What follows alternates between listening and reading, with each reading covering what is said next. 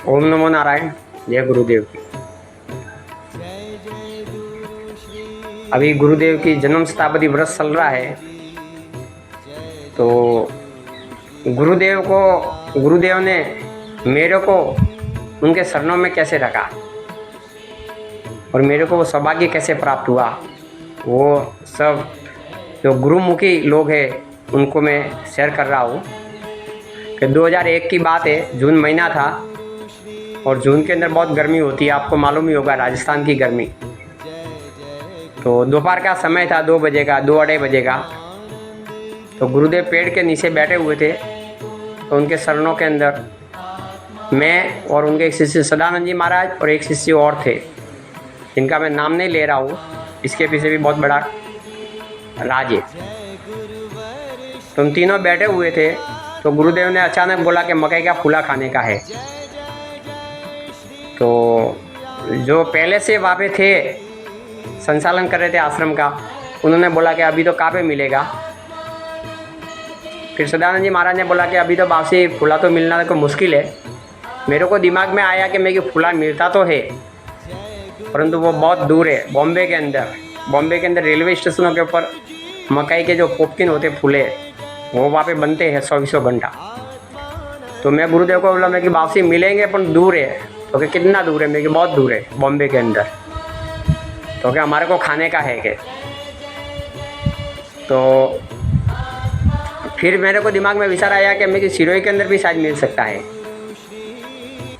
तो गुरुदेव ने मेरे को हम लेके आते हैं। तो सदानंद जी महाराज ने बोला कि अभी तो तावड़ा बहुत पड़ रहा है, गर्मी पड़ रही है, इतने धूप के अंदर आश्रम से सिरोही जाना बहुत मुश्किल है।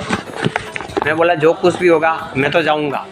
गुरुदेव ने बोला है तो उनकी आज्ञा का पालन होना चाहिए। उन्होंने क्या मालूम कौन से भाव से और किस कारण से बोला है। तो मैं झोला लेकर के रवाना हुआ, तो सदानंद जी भी तैयार हो गए। तो हम दोनों वहाँ से कालंदरी से सिरोही आए। सिरोही मार्केट के अंदर पूछा तो कहीं पे मिला नहीं। लास्ट में एक दुकान थी, वहाँ पे पूछा तो उन्होंने बोला कि महाराज जी अभी कोई सीज़न नहीं है, इसलिए यहाँ पे कोई फूले बनाते नहीं है, दिवाली के अंदर बनाते हैं। तो जो बनाता है उनके पास में चले जाओ, वहाँ पे मिलेगा तो मिलेगा के। तो हम उधर गए तो उन्होंने बोला कि महाराज जी कितना चाहिए आपको फूला? मैं क्यों आपके पास में कितना है? तो क्या 2 फूले है, 2 किलो है क्या? तो मैं कि 2 किलो हमारे को बांध के दे दे। उन्होंने कोतला के अंदर डाला और वो फूले लेकर के गुरुदेव शाम को गुरुदेव के चरणों में आ गए। तो गुरुदेव ने बोला कि कहाँ से लेके आए? तो हमने बोला कि सिरोही से लेके आए। तो क्या सिरोही में मिल गया? मैं क्यों गुरुदेव मिल गया। नहीं मिला होता तो मैं क्यों बॉम्बे जाके लेके आते। तो शायद गुरुदेव ने उसी समय समझा होगा कि ये सेला कोई काम का है, कि छोटी सी बात है पर उसके ऊपर उसने बड़ा गौर किया है।